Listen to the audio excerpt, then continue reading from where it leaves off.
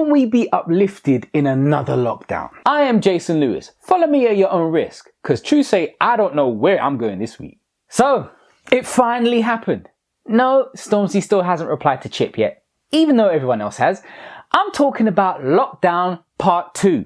That's right, we said this was going to happen, and now Liverpool is the first area in the whole country to have to go back into lockdown. London, you're next. As Lockdown 2 began, this is how young people in Liverpool reacted.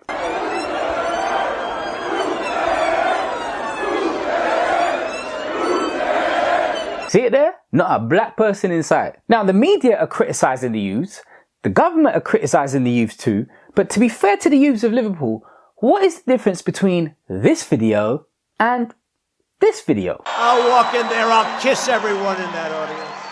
So we're in a pandemic, the economy is terrible, everyone's lives have been affected, yet somehow the MPs in the UK are set to get a pay rise next year.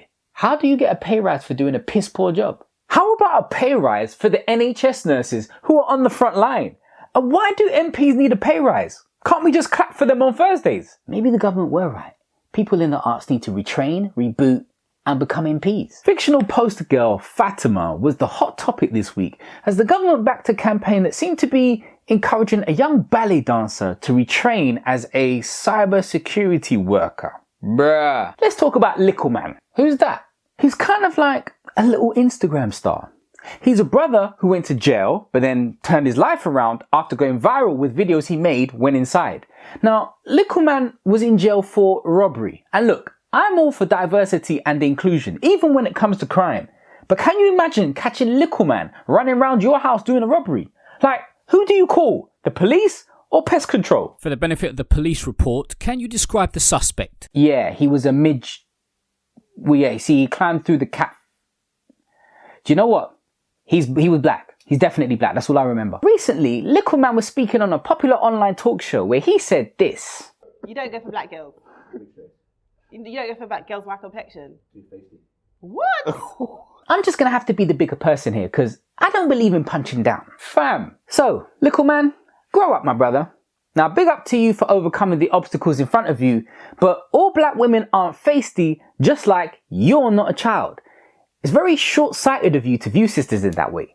Now, this might be hard for you, but try to lift up the sisters instead of taking little shots at them. Pew, pew. Speaking of little shots, Tory Lanez has been charged with the shooting of Meg Thee Stallion.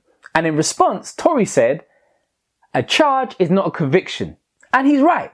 Yes, Tory, a charge is not a conviction, just like a fake hairline is not a real hairline.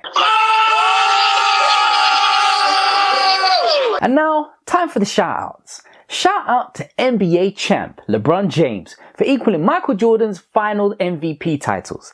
Shout out to the F1 champ Lewis Hamilton for equaling Michael Schumacher's 91 wins. And shout out to Offset for equaling the record amount of second chances out here. Greatness needs to be acknowledged. Offset's got a divorce looking like the best of both worlds, fam. There's only one thing that pulls all of this together for me, and that is uncertainty.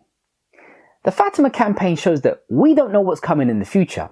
The new lockdown shows that we don't know how to control the present. And Little Man's short-sightedness shows that we cannot rely on our past experiences. So before we do things like judge Cardi B for twerking on her husband whilst possibly going through a divorce, you do well to understand that she has a lot of uncertainty ahead of her.